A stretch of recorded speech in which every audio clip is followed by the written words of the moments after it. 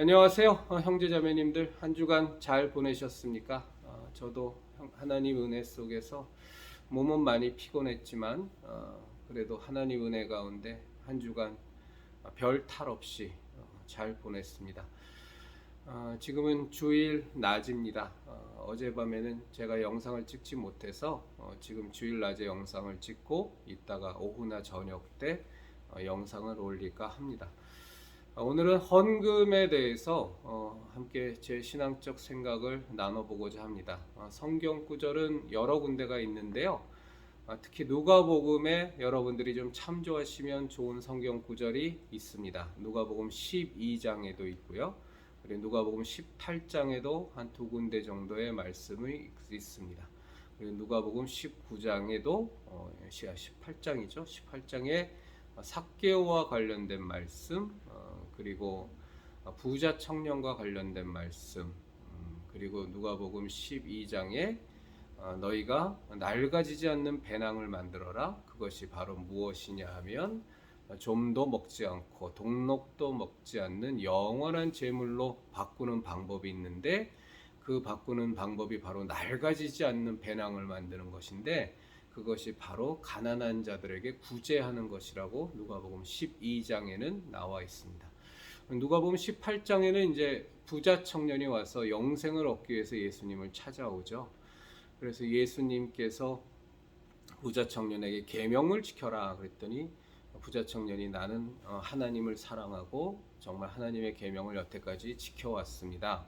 내 부모도 공경했고 하나님도 사랑하고 지켜왔습니다 하고 얘기하니까, 예수님께서 너에게 한 가지 부족한 것이 있는데 그것이 뭐냐면 네가 가진 모든 소유를 다 팔아 가난한 자들에게 나눠주고 너는 나를 따르라 했더니, 부자 청년이 재산이 많은 거로, 재물이 많은 거로 근심하여 갔다. 그 뒤에 이제 유명한 우리의 성경 구절이 나오죠. 부자가 하늘나라에 가는 것이 낙타가 바늘구멍으로 지나가는 것보다 어렵다라는 그런 말씀이 나옵니다. 그리고 사도행전 4장을 보면 제가 같이 성경 구절을 읽으면 좋겠습니다만, 우리 형제 자매님들 성경 많이 보시니까 또 찾아보시면 되겠습니다. 사도행전 4장을 보면 그 은혜 받은 성도들이 자기의 모든 소유를 다 팔아 사도들의 발 앞에 두니, 사도들이 그것을 갖고 각자의 필요에 따라서 나눠줘서 가난한 자가 없고 부족한 자가 없게 되는 그런 아름다운 하나님의 세상이 되는 모습을 사도행전 4장은 보여주고 있습니다. 헌금은 굉장히 중요합니다. 우리 형제 자매님들이나 저나 사실 헌금을 하는 이유는 요즘 한국 개신교계가 완전히 망하게 된 하나의 주요 원인인 돈 놓고 돈 먹기를 하기 위해서 헌금을 하는 것은 아닙니다. 우리 형제자매님들도 기억하실 수 있겠습니다만, 한때 대한민국에서 유행했던 것이 선금 11조라는 것이 있었습니다. 들어보신 분 계실 거예요. 이것 놓고 막 부흥회도 하고 별짓을 다 했는데, 헌금 11조가 뭐냐 하면 선금 11조입니다. 선금 11조가 뭐냐면, 내가 1억을 벌고 싶은 마음이 있으면 1,000만 원을 미리 11조를 내라는 거예요. 10억을 벌고 싶으면 그의 10분의 1인 1억을 먼저 선금으로 헌금하려는 거예요. 그러면 하나님께서 그 11조에 대해서 빚진 자가 되고, 그 하나님께서는 그 11조의 빚진 자로서 그 내가 목표로 하는 금액을 돈을 벌게 해주실 수밖에 없다라고 하는 정말로 참담하고 사악한 짓거리가 한때 한국의 개신교회에서 유행했던 적이 있습니다. 지금도 그 짓거리 하고 있는 교회들이 분명히 어딘가에 있을 겁니다. 완전히 돈 놓고 돈 먹기입니다. 11조가 이렇게 돼버리면 내가 하나 투자해서 10배 부풀려 봤는데, 그 방법이 증권 투자가 아니고 부동산 투자가 아니라 신앙을 이용한 10배 뻥튀기 시키기 투자 전략이 되는 것이 헌금이 되는 겁니다. 이건 말도 안 되는 너무나 커다란 신성 모독적인 내용이고요. 우리의 신앙 자체를 천박하고 상스럽기 그지없는 것으로 만드는 아주 사악한 기복 미신에 해당되는 겁니다. 우리가 헌금을 하는 가장 본질적인 이유가 뭐죠? 예수님께서 이 땅에 오셔서 정말로 우리를 구원하시기 위해서 공생의 기간을 사시고, 그리고 우리의 구원을 완성하기 위해서 십자가에 매달려 죽음을 실제로 당하셔서 우리의 모든 죄짐을 다 짊어지시고 대속의 은혜를 우리에게 베풀어 주셔서, 이제는 그 대속의 은혜를 우리가 진정으로 믿고 받아들이기만 하면 그 십자가 대속의 은혜가 우리에게 임하여 우리의 모든 죄 사함을 받고 하나님의 자녀로 거듭나는 이 놀라운 예수 그리스도의 십자가 대속의 은혜를 예수님께서 우리에게 보여주신 가장 큰 이유가 뭐죠? 자, 말씀을 조금 달리 얘기하면 예수님께서 이 땅에 오셔서 우리에게 그 삶을 통하여 전체적으로 보여주신 것이 뭐죠? 우리가 믿는, 우리가 이 땅을 살아가야 하는, 우리가 믿는 것의 본질적인 가치가 무엇인가? 우리가 이 땅을 살아가야 되는 본질적인 이유가 무엇인가? 우리는 왜 이 땅을 살아가면서 예수님을 믿어야만 하고 하나님의 뜻대로 순종하여 살아가야만 하는가에 대한 본질적인 가치들을 우리에게 알려주시는 것 아닙니까? 그 가치를 알고 그것을 우리가 정말로 받아들여서 예수님께서 우리에게 주신 십자가 대속의 은혜를, 그 가치와 그 뜻을 정확히 우리가 이해하고 우리가 그것을 온 마음으로 온 몸으로 받아들이면 정말로 그 은혜가 우리를 구원하는 놀라운 은혜가 되는 것처럼 예수님께서는 우리에게 항상 본질을 가르쳐 주십니다. 안식일의 본질이 무엇인지, 11조 하는 것의 본질이 무엇인지. 그래서 예수님께서도 말씀하셨죠. 바리새인과 사두개인들의 11조를 보고 너희가 박하와 회향의 근처의 11조는 드리지만 정말 더욱더 중요한 공의와 정의의 11조는 드리지 않는다. 그리고 우리에게 말씀하시는 것이 뭐죠? 너희들은 저희들의 11조도 본받아야 되지만 그 본질적인 11조의 내용을 너희가 알고 그것을 행해야 되는 삶을 살아야 한다고 예수님은 말씀하십니다. 자, 우리가 저는 11조 신앙을 갖고 있습니다. 11조는 저는 굉장히 귀한 신앙 고백이라고 생각합니다. 11조는 내가 갖고 있는 모든 것들이 하나님으로부터 왔음을 고백하는 굉장히 귀한 신앙 고백이 저는 11조라고 생각합니다. 내가 가진 모든 것, 그것이 건강, 재물, 인간관계, 제가 가진 탤런트, 여러 가지 것들이 있겠지만 이 모든 것들이 하나님으로부터 하나님이 허락하셔서 내게 주어졌다라는 것을 고백하는 것, 그것이 11조라고 저는 생각하는데요. 그래서 내게 주신 재물의 10분의 1을 하나님께 드림으로 말미암아 내가 가진 모든 것이 하나님께로 왔음을 제가 신앙으로, 믿음으로 고백합니다 라는 것이 11조인데, 그러면 그 11조 신앙을 갖고 있는 사람의 그 다른 측면은 무엇이냐면, 내가 가진 것에 내가 얻은 재물의 10분의 1을 하나님께 드림으로 말미암아 내가 가진 모든 것이 하나님께로부터 왔음을 고백하는 또 이런 모습이 있는 거고, 또 하나의 고백은 뭐냐 하면 내가 가진 모든 것이 하나님께로부터 왔으니 10분의 9 또한 내 마음대로 쓰지 않고 하나님의 뜻대로 쓰겠습니다라는 고백이 같이 들어있는 겁니다. 그래서 11조 신앙이 굉장히 귀한 겁니다. 10분의 1에 하나님께서 내게 주신 재물의 10분의 1을 하나님께 바치면서 나머지 10분의 9 또한 하나님께로부터 온 것이기에 내 마음대로 쓰지 않겠다고 고백하는 그 신앙, 그것이 바로 11조 신앙이기 때문에 어떤 분들은 11조는 율법적인 거고 필요 없는 것이다, 또 어떤 분들은 그렇지 않다, 아브라함이 멜기세덱을 만났을 때서부터 율법 시대가 시작하기 전에서부터 11조를 드렸기 때문에 11조는 율법적인 것이 아니다, 여러 가지 말들이 있지만 그러나 우리가 성경을 통해서 전체적으로 볼 수 있는 11조를 비롯한 헌금의 본질은 무엇이냐 하면 나의 것이 하나님께로부터 왔습니다 라는 진실한 고백, 그것이 바로 11조고, 그리고 그 고백과 함께 10분의 9 또한 나의 뜻대로 쓰지 않고 하나님의 마음에 합하게 사용하겠습니다 라는 고백이 함께 포함되어 있다는 거죠.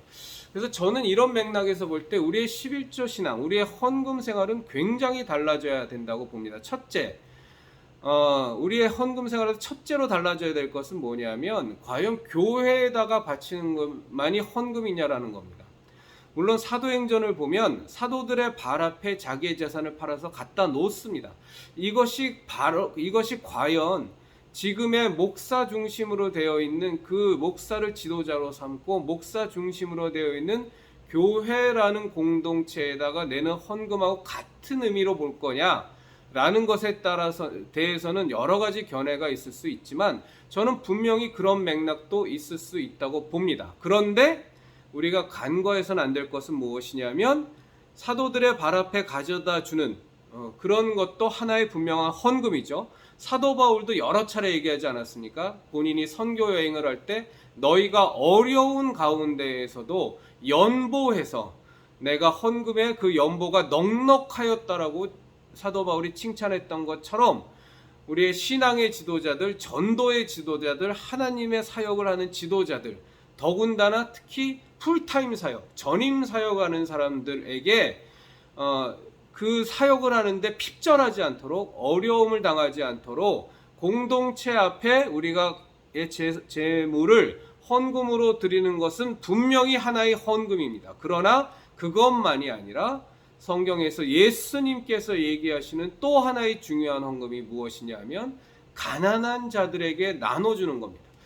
예수님이 부자 청년에게 이렇게 얘기하지 않으셨습니다. 너의 모든 소유를 다 팔아 성전에 갖다 바치고 너는 나를 따르라가 아니었고, 부자 청년에게 말씀하신 예수님의 말씀은 너의 모든 소유를 팔아 가난한 자들에게 나눠주고 너는 나를 따르라였습니다. 그리고 삭개오의 고백은, 삭개오가 예수님을 만나자 했던 고백은 무엇이냐 하면 내 모든 소유에, 제가 예수님 메시아를 만났으니 그때 삭개오의 고백이 내가 가진 재산의 절반을 가난한 자들에게 나눠주고 또 남의 것 속여 빼앗은 것에 4배를 갚고 그렇게 하겠습니다. 그것이 삭개오의 예수님을 믿게 된 신앙 고백이었죠. 그 삭개오를 향해서 너의 집에 오늘 구원이 임하였다라고 예수님께서는 확증을 주십니다.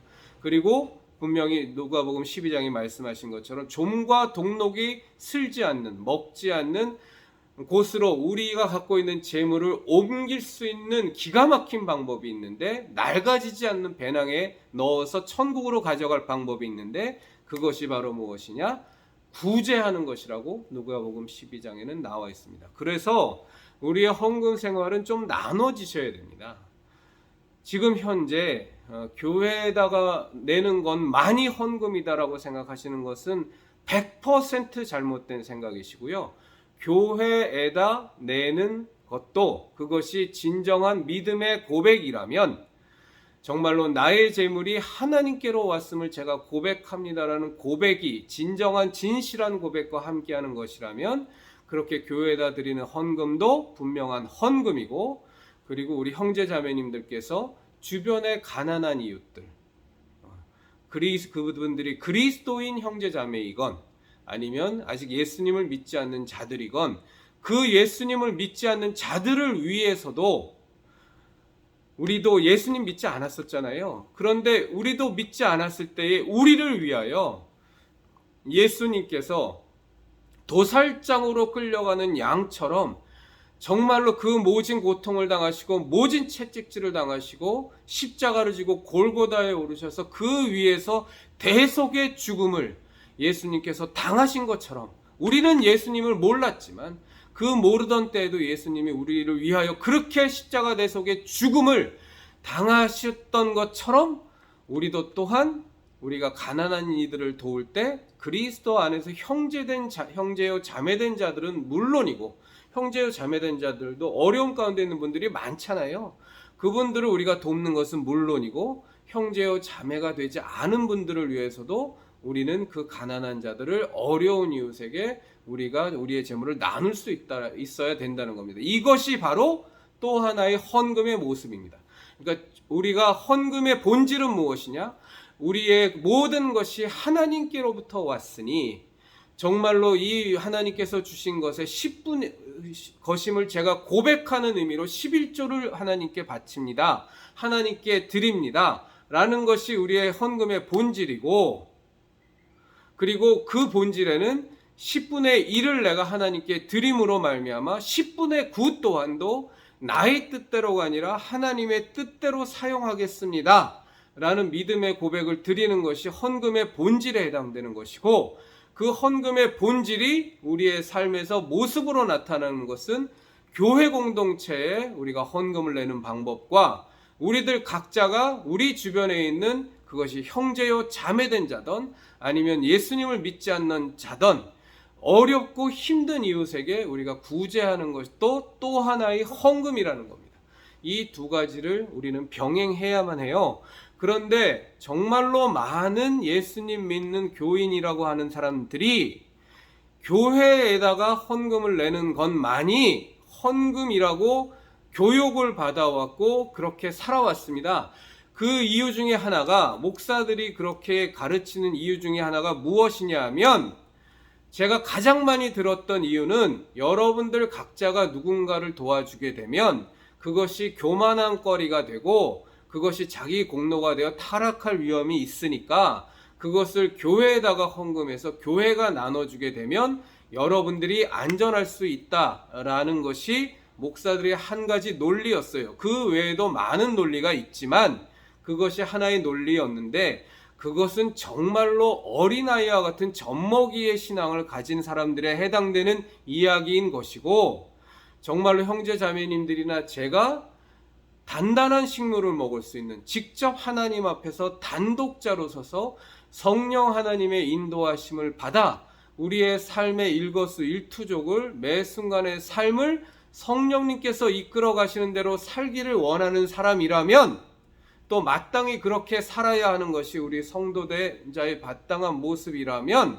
우리들의 삶의 모습은, 우리들의 헌금 생활의 모습 또한 완전히 바뀌어야 됩니다. 저는 교회에다가 헌금을 하는 것을 나쁘다고 보지 않습니다. 그 바쳐진 헌금을 정말로 하나님의 뜻대로 사용하지 않고 악하게 사용한다거나 자신이 착복한다거나 횡령한다거나 이런 죄악들을 저지르는 것에 대해선 하나님 앞에서 목사들이나 관련자들이 엄하게 징계를 받겠지만, 그럼에도 불구하고 저는 교회에다가 헌금을 하는 것을 나쁘다고 보지 않아요. 왜? 그것은 대단히 성경적입니다. 물론 사도들의 발 앞에 내 재산을 갖다 놓는 것과 지금 교회 공동체의 헌금함에 헌금을 하는 것을 동일한 맥락으로 해석하는 것은 무리가 있어요. 그것이 100% 같다고 보는 것은 문제가 있죠. 목사가 사도가 기본적으로 아니니까. 그렇죠? 목사는 그저 하나의 목자일 뿐이지 사도된 자가 아니기 때문에. 그런데 사도들에게도 목자의 모습이 목자의 사명이 있었지 않습니까?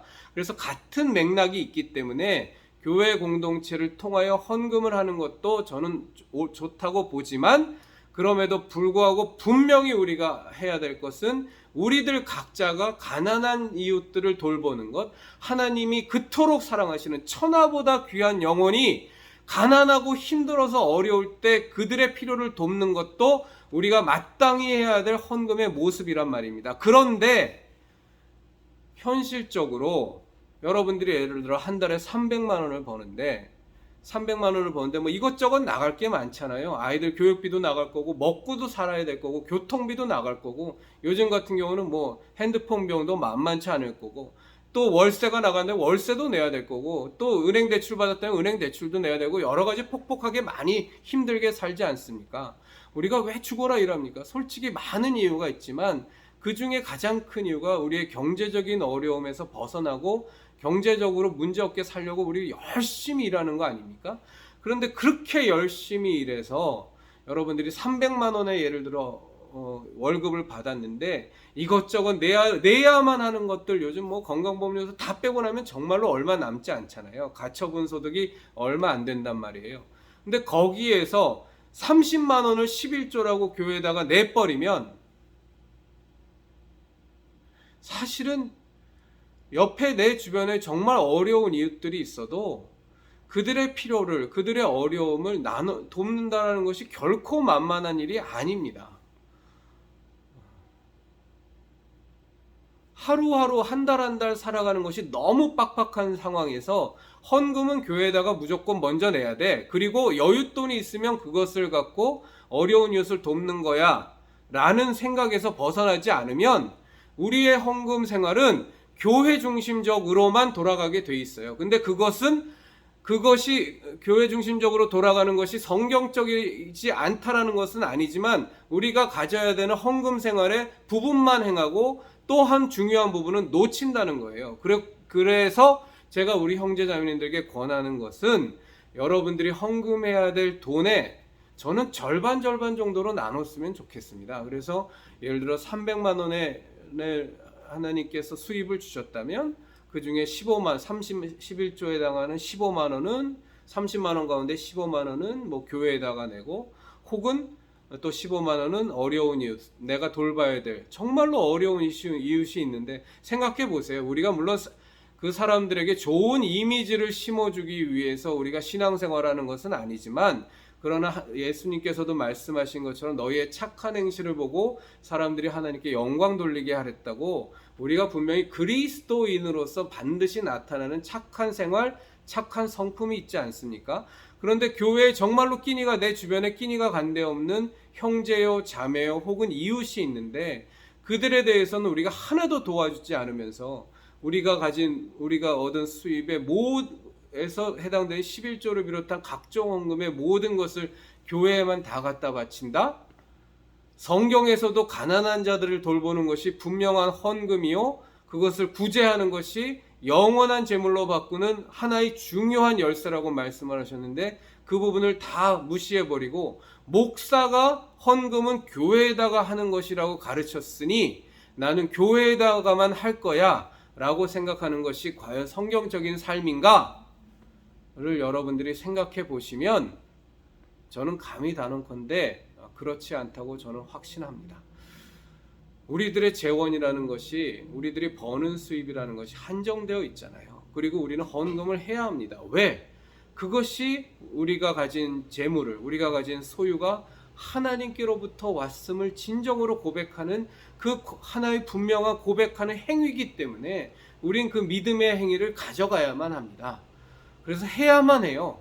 그것이 11조의 모습이기도 하고 또 때로는 추가적인 헌금의 모습이기도 하지만 저는 11조 신앙을 갖고 있는 사람으로서 그 11조 헌금을 해야 되는데, 그런데 우리가 현실적으로 그것을 이제까지 해오던 대로 교회에다가만 다 바치는 것이 헌금처럼 생각하는 그렇게 교육된 그런 사고방식에서 벗어나지 않는다면 우리 주변의 이웃들은 항상 소외되고 항상 어려움에 처하고 그들의 궁핍함을 우리가 직접적으로 도와주기가 너무 어렵다는 거예요. 그런데 우리는 반드시 그것을 해야만 한다고 성경에서 예수님이 말씀하시지 않으셨습니까? 그렇죠?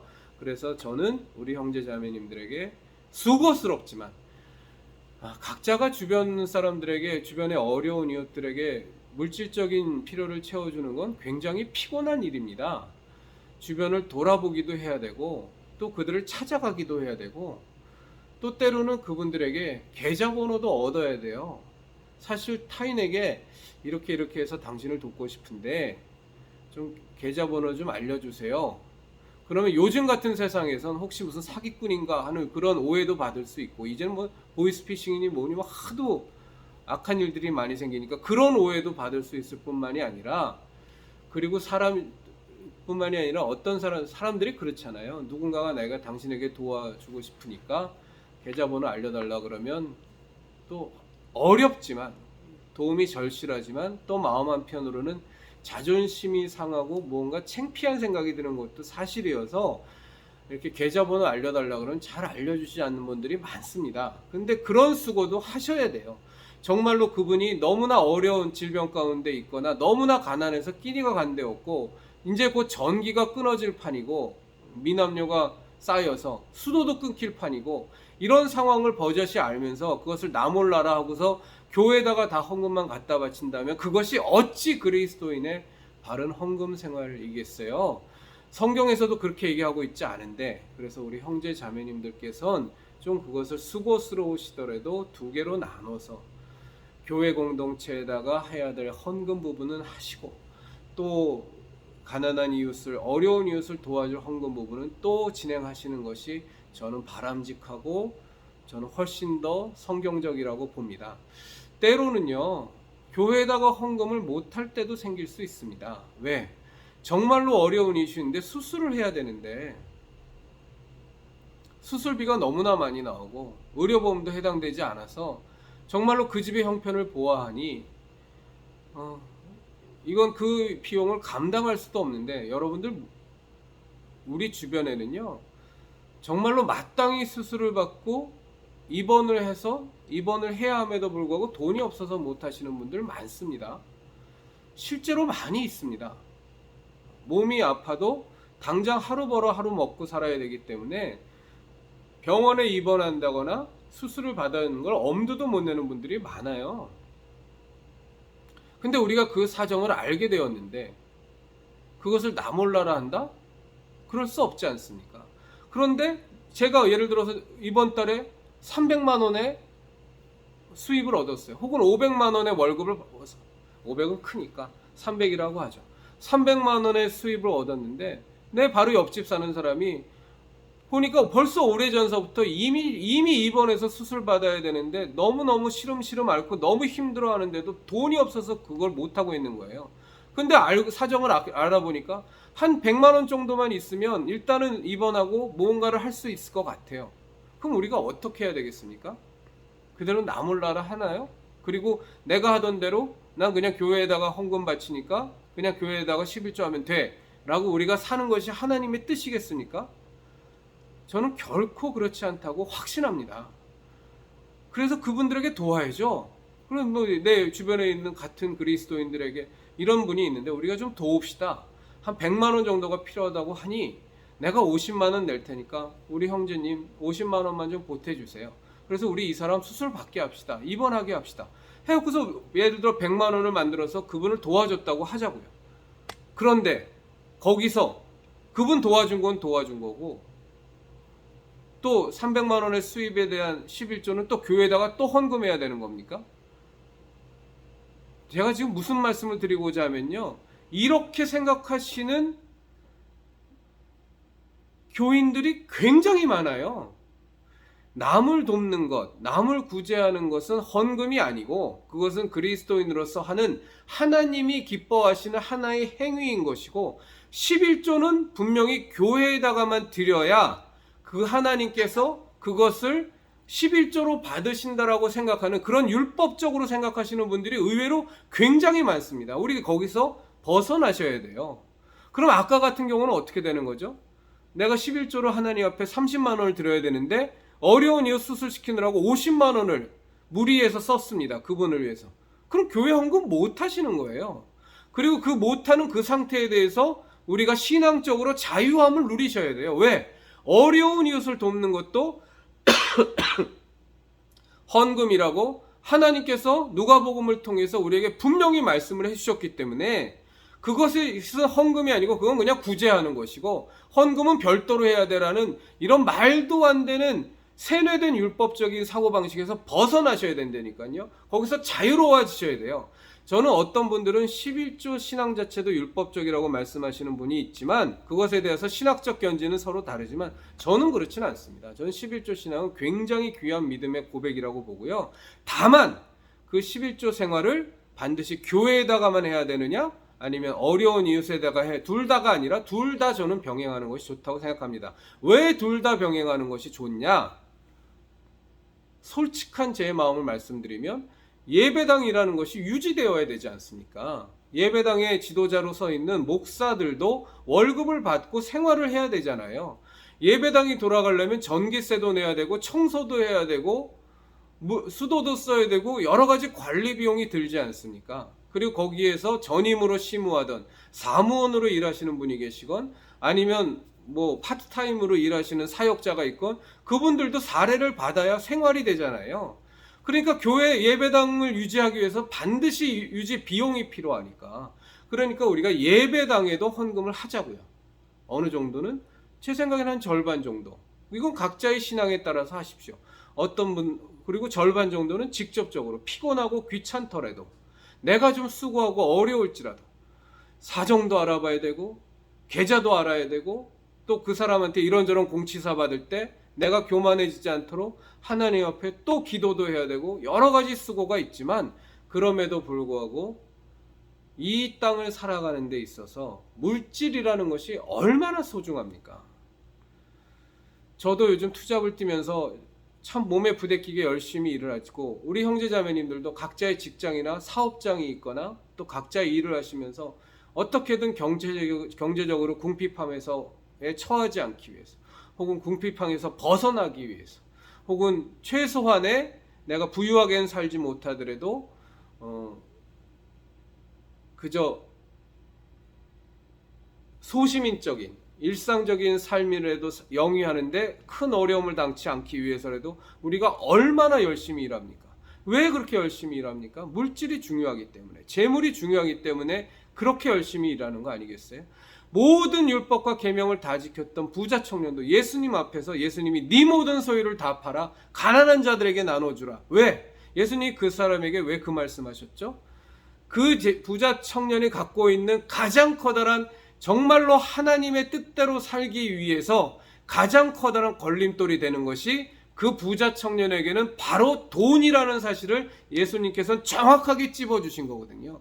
너가 그렇도록 소중하게 여기는 그 재물로부터 네가 자유로워지지 않는다면, 그 자유로워진다는 것이 뭡니까? 그 재물의 가치보다 100배, 1000배, 만배, 10만배 더 소중한 것이 바로 영원한 생명이요, 하늘나라요, 하나님의 뜻이요, 하나님이 우리에게 주시는 복과 은혜라는 그 생명이라는 것을 네가 알아야 된다. 네가 정말로 그것을 위해서라면, 그것을 안다면 네가 지금 온 전 인생을 바쳐 네가 가장 소중하게 생각하다고 여기는 그 재물 또한, 재물이 하나님으로부터 말미암아 갖는 그 가치에 비하면 정말 아무것도 아닌 것을 너는 알게 될 거야. 그것을 진정으로 고백할 수 있는 것이 있어야 너가 찾는 그 영원한 생명이라는 것이 비로소 너의 것이 될 수 있어. 그것이 신앙의 가치고, 그것이 네가 찾고자 하는 메시아, 네가 만나고자 하는 메시아의 진정한 가치야 라는 것을 예수님께서 그 부자 청년에게 알려주시고자 함 아니겠습니까? 재물이라는 거는요, 우리가 정말 밤낮 수고하고 열심히 어떻게든 벌려고 노력하는 것처럼 굉장한 마성이 있습니다. 정말로 재물은 만만치 않은 거예요. 돈 그까짓 거 별거 아냐? 라고 쉽게 말하는 사람들, 저는 그 사람들에 대해서 단적으로 얘기하지만 재물 때문에, 돈 때문에 고생 안 해봐서 그렇습니다. 저희 부모님 세대는요, 돈이 있으면 살고 돈이 없으면 죽는 세대였습니다. 지금은 의료보험이 굉장히 많이 활성화되어 있고 복지 혜택이 많이 좋아져서 이제는 거의 그런, 지금도 있죠. 근데 거의 그런 사람이 없지만 정말로 3, 40년 전 이전만 올라가도 멀쩡히 돈만 있으면 고칠 수 있는 병을 돈이 없어서 수술 못 받고 입원 못해서 이 땅을 하직하시는 분들이 하나둘이 아니었습니다. 정말 이 돈이라는 것에 대한 가치는요, 저희 세대가 돈을 바라보는 시각이 다르고요, 저희 윗세대가 돈을 바라보는 시각이 다릅니다. 저희 윗세대 분들은 거의 돈을 바라보는 시각이 나의 생명과도 바꿀 수 있을 만큼 소중한 시각입니다. 그만큼 돈에 대한 간절함이 있습니다. 저희 또 아랫세대는 돈을 바라보는 시각이 저희보다도 또 더 흐리죠. 그거는 뭐 세대 간에 살아가는 삶의 환경 때문에 어쩔 수 없지만, 하나 분명한 것은 무엇이냐면 돈이라는 것이 결코 만만한 것이 아니라는 거예요. 예수님께서 뭐라고 말씀하셨습니까? 너희가 하나님과 재물을 겸하여 섬길 수 없느니라. 재물이라는 것을요, 하나님과 비교했습니다. 어떻게 보면 굉장히 참 듣기가 괴로운 표현이죠. 하나님과 감히 재물을 하나님과 비교한다? 그러나 예수님은 비교하셨습니다. 왜요? 그만큼 재물은 마성이 있습니다. 돈 때문에 사람을 죽이고, 돈 때문에 신앙을 갖지 못하고, 돈 때문에 신앙을 포기하고, 돈 때문에 신앙생활이 아니라 기복미신으로 빠지고, 돈 때문에 평생을 신앙인이 아닌 종교인으로 무당 부판이나 쫓아다니는 그런 무속인으로 만들어버리는 경우가 허다합니다. 우리가 이 돈 문제에 대해서 정말로 하나님 앞에서 분명하게 정확하게 우리의 신앙적 기준이 서 있지 않으면 평생 우리는 이 돈 문제 때문에 굉장히 신앙생활이 혼탁해지고 혼란스러워집니다. 제가 예전에도 말씀드렸지만 목사가 타락하는 가장 주된 원인은요, 방지일 목사님, 소천하신 방지일 목사님도 그렇게 말씀하셨다고 제가 말씀드렸잖아요. 목사가 타락하는 가장 주된 원인 두 가지는, 첫째는 여자 문제고요, 여자 목사라면 남자 문제일 겁니다. 음심은 남녀를 불문하고 다 있는 거니까. 첫째는 음심이고, 그리고 그에 따른 여러 가지 잘못된 성적인 죄악들이겠죠. 둘째는 돈 문제입니다. 이 돈 때문에 다 무너지는 겁니다. 돈 때문에, 그래서 교회에다가 헌금 쌓아두지 말라는 것이, 돈이라는 건 쌓이면 거기서부터 문제가 어마어마하게 발생하기 때문에, 지금은 어떻게 그 교회가 돌아가는지 모르지만 예전에 한때 유명했던 교회 중에 감자탕 교회라고 있습니다. 감자탕집 위에다가 교회를 차려서 그 집이 감자탕 교회였는데, 그 교회의 철칙은 뭐였냐면 쌓인 헌금을 일주일 이상 교회의 계좌에 두지 않는 겁니다. 헌금이 들어오면 바로 다 하나님의 뜻에 따라서 다 사용하는 것을 철칙으로 삼는 교회가 있었는데, 그 교회가 감자탕 교회였거든요. 지금도 그런지는 모르겠습니다. 솔직한 말씀드리면 그 뒤에 그 감자탕 교회를 개척하신 분의 설교를 듣다가 좀 뭔가 좀 계속 좀 변질이 되는 것 같아서 어느 날부터인가 좀 마음이 안 좋아서 듣지 않게 됐는데, 하여간 그런 교회가 있을 만큼 돈이라는 것이 주는 마성은 굉장합니다. 목사고 뭐고 없습니다. 돈 앞에서는요, 그 돈의 마성에 휩싸여 버리면 다 무너지는 겁니다. 그래서 우리들 그리스도인들에게도 정말 중요한 것이 헌금 생활입니다. 우리 형제자매님들, 정말로 우리가 바른 헌금을 해야 됩니다. 그 바른 헌금은 교회 공동체를 향한 하나님의 뜻이 계시잖아요. 목사를 어떤 하나의 교회의 리더로 하나님께서 세우신 건 그 교회 공동체를 통해서 하나님이 이루고자 하는 뜻이 계신 거 아닙니까? 그 뜻에 순종하고 안 하고는 뭐 또 다른 차원의 얘기지만, 분명히 진정으로 하나님의 뜻 가운데서 세워진 교회 공동체라면 그것을 향한 하나님의 뜻이 계시니까, 그것을 이루기 위해서 우리들 신앙인들이 거기에 헌금을 하는 것은 또 굉장히 중요하고, 또 하나는 나를 향해서 하나님께서 내게 이루고자 하시는 또 하나님의 뜻이 계시잖아요. 그것을 위해서 또 내가 직접 수고하고, 피곤하고 어려울지라도 직접 수고해서 정말로 도울 사람이 없나, 내가 헌금할 사람이 없나를 직접 알아보는 것도 굉장히 중요합니다. 정말 이 부분에 대한 기존의 어떤 헌금에 대해서 틀에 박혀있는 생각에서 좀 벗어나셔서 우리가 바른 헌금 생활을 했으면 좋겠다라는 것이 제 바람이고요. 또 하나의 좀 내용을 말씀을 드리면, 여기까지만 좀 말씀을 나누고 마치도록 하겠습니다. 저는 300만 원의 수입이 있는 사람이 30만 원을 헌금을 하는 것과, 혹은 또 100만 원의 수입이 있는 사람이 10만 원의 헌금을 하는 것과, 혹은 10억 원의 수입이 있는 사람이 1억 원의 헌금을 하는 것은 굉장히 다르다고 봅니다. 아주 많이 다르다고 봅니다. 그저 제 제 신앙적 생각을 그대로 가감없이 말씀을 드리면, 100만 원의 수입밖에 없는 사람이 10만 원의 헌금을 한다라는 것은 정말로 저는 대단한 믿음의 고백이라고 생각합니다. 우리가 살아가는 이 사회에서 말이죠. 300만 원의 수입이 있는 사람이 30만 원의 헌금을 한다는 것은 너무너무 귀한 신앙의 고백이라고 저는 생각합니다.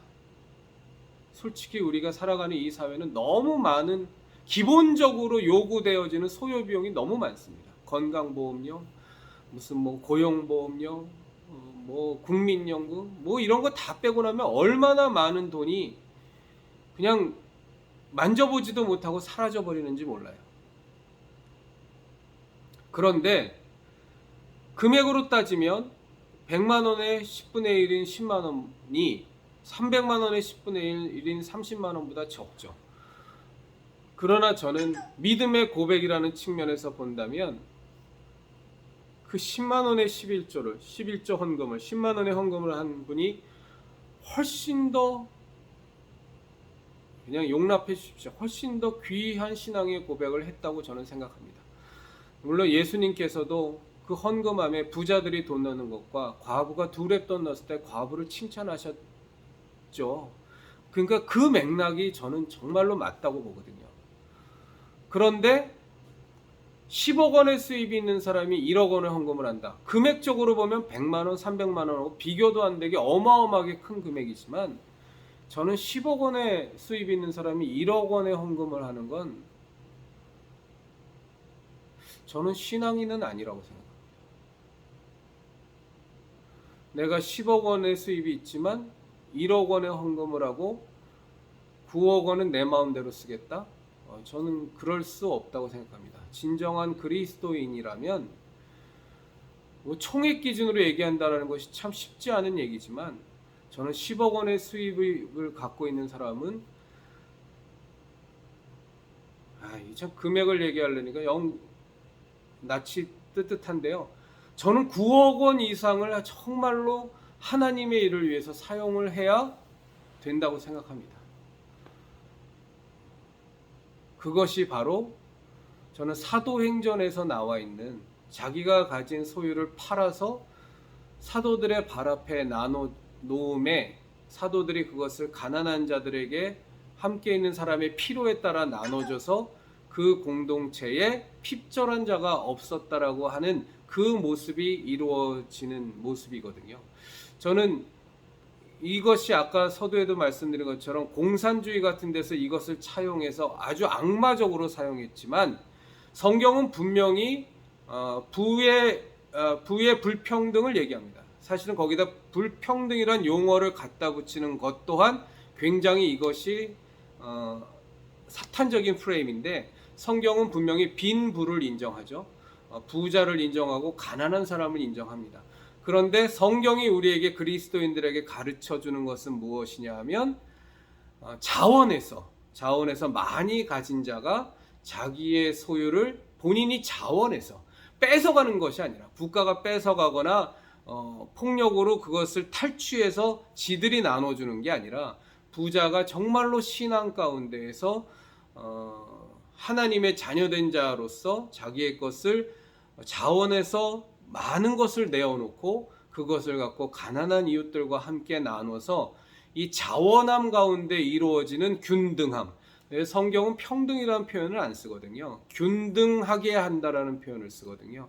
이 균등하게 하는 것, 균등한 삶을 살 수 있도록 많이 가진 부자가 많은 것을 하나님의 자녀들을 위하여, 하나님의 일을 위하여, 하나님의 나라를 위하여 이렇게 바치는 것, 헌금하는 것이 저는 굉장히 중요하다고 봅니다. 그리고 마땅히 그렇게 살아야 한다고 생각합니다. 과연 내가 가진 소유를 얼마를 헌금을 해야 그것이 바른 헌금인가? 그거는 각자의 신앙에 따라서 하나님 안에서 기도하시면서 성령 하나님의 인도하심을 받으십시오. 성령 하나님께서 그 부분들에 대해서 세심하게 다 이끌어 주십니다. 그러나 하나 분명한 것은 과연 내가 가진 소유가 얼마를 내가 갖고 있는데, 그리고 이번에 또 얼마의 수입이 내게 들어왔는데 성령 하나님, 여기서 내가 얼마를 헌금해야 될까요? 그리고 이 헌금을 교회 공동체 쪽으로는 얼마를 하고, 또 내가 내 주변에 있는 어려운 이웃, 반드시 도움을 받아야 되는 어려운 이웃을 향해서는 얼마를 해야 될까요? 하고 이런 세세한 부분까지 성령 하나님께서 이렇게 여쭤보면서 성령 하나님께서 주시는 뜻대로 그 감동하심을 좇아서 순종하며 사시는 그런 헌금 생활을 하시면 대단히 유익하실 것 같습니다. 하나의 공지사항을 말씀을 드리면 저희가 매주 이제 그 자정기도회가 한 사람을 위한 기도회로 이름을 좀 바꿨습니다. 그리고 이전에는 그 자정기도회를 실시간 유튜브 방송으로 해서 이렇게 함께 공유했었거든요. 그런데 이유는 잘 모르겠습니다. 제 유튜브 채널이 어느 때부터인가 이 실시간 유튜브 방송을 하면 자꾸 에러가 생깁니다. 문제가 발생이 돼서 꺼지지도 않고 여러 가지 좀 좋지 않은 일들이 자꾸 생기더라고요. 문제 자꾸 이렇게 고장이 납니다. 그래서 사실 제가 그동안 자정기도회를 해오면서 좀 고민은 뭐였냐면, 이게 이전에 우리가 하는 찬양기도회하고는 다르게 각자의 골방기도회거든요. 각자의 골방기도회인데 각자가 기도하지만 그 기도의 마당을 실시간 유튜브 방송으로 만들어 놓고 참여 원하시는 분들이 참여하고, 또 기도 부탁하실 분들은 기도 부탁하시라 해서 실시간 유튜브를 했는데, 이게 이제 자꾸 문제가 생기면서 저 자신도 이렇게 사실은 골방 기도회를 실시간 유튜브 방송을 하는 게 맞나라는 의문은 많이 들었어요. 근데 게다가 이제 한 사람을 위한 자정 기도회라는 모습으로 좀 바뀌면서 이 실시간 유튜브 방송을 이제는 안 할 겁니다. 그렇다고 해서 한 사람을 위한 자정 기도회가 없어진 게 아닙니다. 매주 월, 화, 수, 목, 금 한 11시간 반, 정확하게는 한 25분에서 30분 사이 시작하는데, 그렇게 해서 한 12시 반까지 진행되거든요. 그래서 그것이 시작된다라는 내용을 제 유튜브 채널의 커뮤니티란에 제가 월요일부터 금요일까지 매주 올립니다. 그래서 함께 기도하시고 싶으신 분들은 그 시간에 같이 기도해 주시면 좋을 것 같고요. 한 사람을 위한 자정기도이기 때문에 지난주에는 최재현 성도님 위해서 기도했고, 또 지난주에는 우리가 강재영 성도님 위해서 기도했습니다. 그런데 그 기도 부탁하신 분한테 얘기를 들어보니까 우리가 기도한 대로 하나님께서 너무나 세심하게 세밀하게 하나님께서 역사해 주셨던 것 같습니다. 그래서 참 이런 한 사람을 위한, 잃어버린 한 사람을 위한 기도회를 하나님께서 기뻐하시는 것 같은 그런 생각이 들어서 계속 이어가도록 하겠습니다. 다음 주에는 지금 제가 생각하고 있는 기도회들 한 분이 계신데 그거는 제가 좀 다시 한번 재차 확인해서 제 커뮤니티란에 올리도록 하겠습니다. 우리가 살면서 이렇게 남을 위해서 기도할 수 있다라는 거, 그것도 한 주간 동안 정해진 시간에 그분만을 위해서 우리가, 물론 다른 각자의 기도 제목도 기도합니다만 또 누군가를 위해서 이렇게 집중적으로 기도할 수 있다는 건 우리들 그리스도인들에게 주신 하나님의 큰 은혜이자 복인 것 같습니다. 우리 형제자매님들 한 주간 요즘 날이 많이 덥습니다. 건강하게 지내시고요. 우리가 하나님과 재물을 겸하여 섬길 수 없습니다. 재물의 마성은 너무나도 크고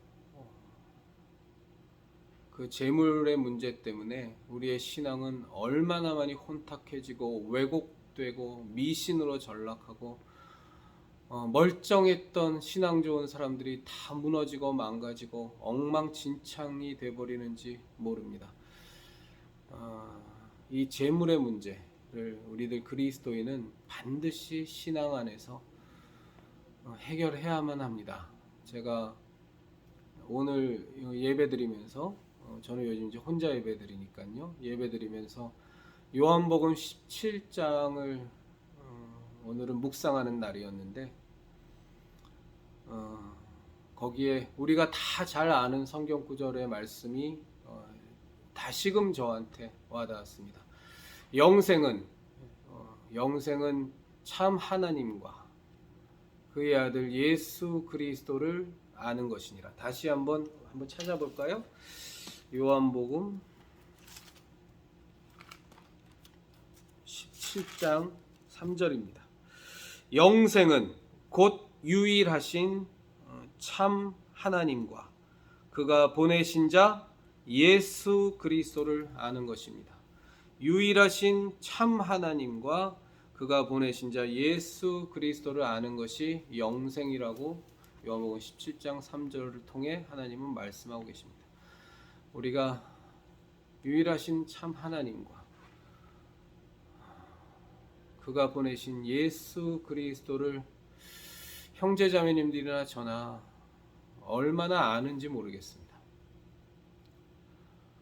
여러 가지 많은 프로그램을 통해서도 우리는 성경을 공부해 왔고 또 지금도 성경을 지속적으로 읽고 있고 설교는 정말 지겹도록 많이 들었지만 과연 우리는 얼마나 참 하나님과 유일하신 참 하나님과 하나님이 보내신 예수 그리스도에 대해서 깊이 알고 있는가?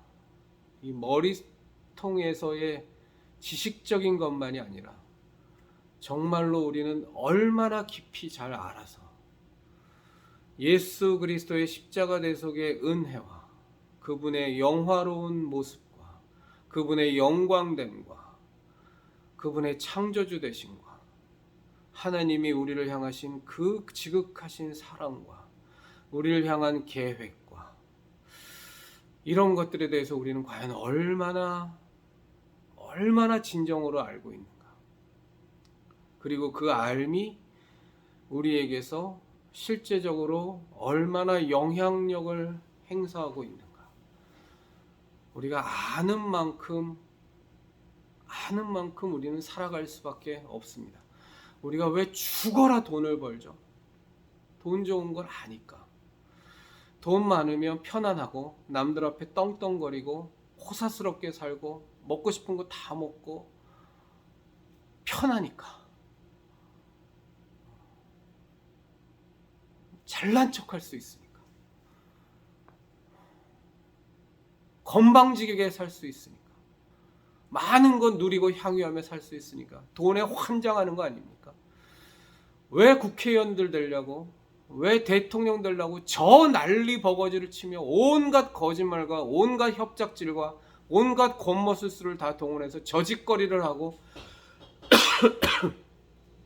어떻게든 돈 벌려고 어떻게든 권력에 줄되려고 인간으로서는 도저히 해서는 할 수 없는 낯이 부끄러워서라도 할 수 없는 짓거리를 해가면서 권력을 잡으려고 돈을 벌려고 저렇게 살죠.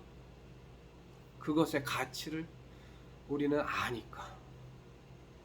권력도 저번 사람들은 그것이 얼마나 꿀물이 뚝뚝 떨어지는지를 잘 아니까. 그러니까 어떻게든 놓지 않으려고 별짓거리를 다 하는 거 아니겠습니까?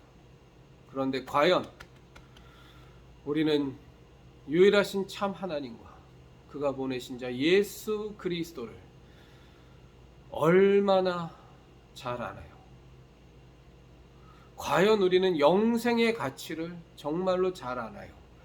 제가 오늘 요한복음 17장을 3번, 4번을 반복해서 묵상하면서 든 것이 예수님이 이런 말씀을 하셨어요. 창세전에 내게 주신 영화로, 예수님에게 하나님께서 창세전에 주신 그 영화로,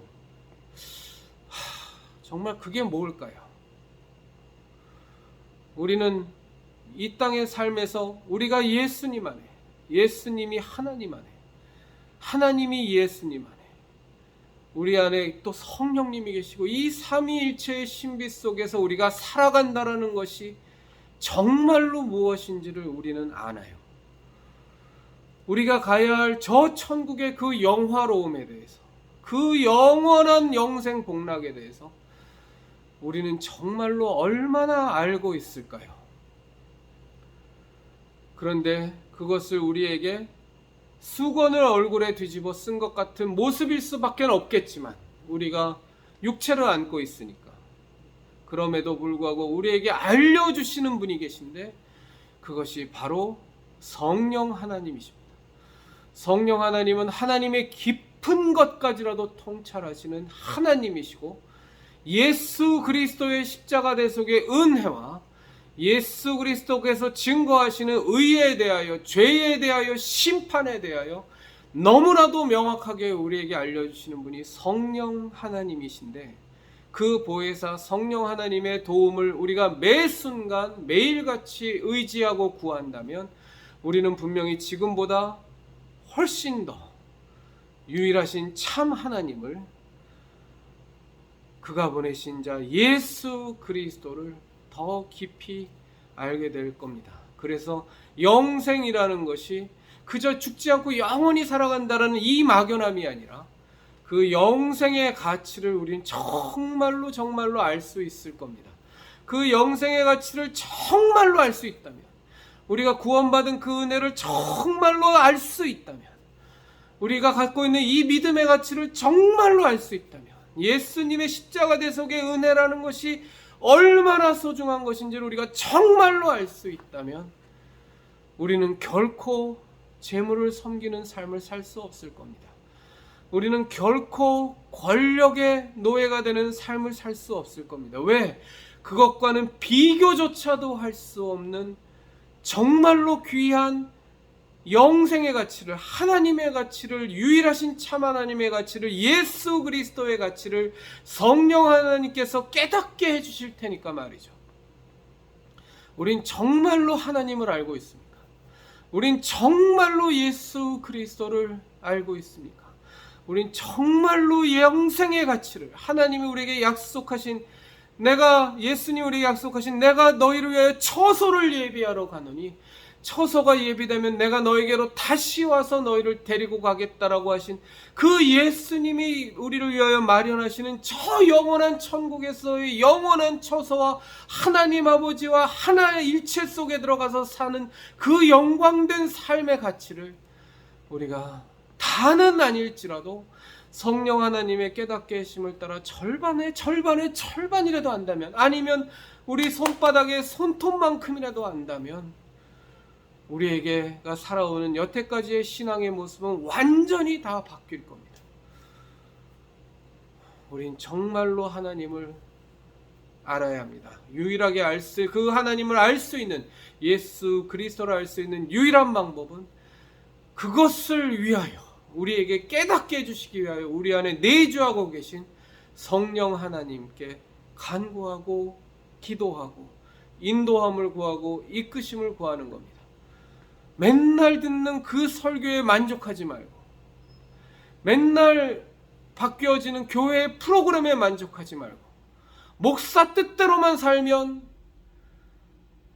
유일하신 참 하나님과 예수 그리스도를 충분히 알 수 있어, 그 가치를 깊이 알 수 있어 라고 착각하지 말고, 유일하게 알려주시는 분, 단 한 분이신 성령 하나님께 날마다 간구하며 주의 말씀을 묵상하며 기도하며 살아가는 우리들의 삶이 되기를 진정으로 진실로 바랍니다.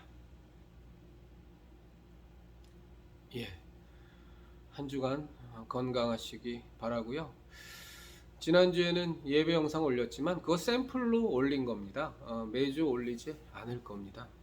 예배라는 게 제 혼자 드리는 예배를 굳이 우리 형제자매님들에게 자랑할 것도 아니고 그럴 것 필요 없잖아요. 그냥 샘플로 올려드린 거니까 혹시 예배를 혼자서 드려야 되는 분들은 참조하시라고 올린 겁니다. 성령 하나님께서 함께 하시면 물론 함께 모여서 교회 공동체에서 드리는 예배가 가장 좋은 것이지만 불가피하게 혼자 드려야만 하시는 분들은 참조하셔서 충분히 하나님께서 기뻐 받으시고 귀하게 생각하시는 예배를 함께 드리실 수 있습니다. 감사합니다. 항상 건강하세요.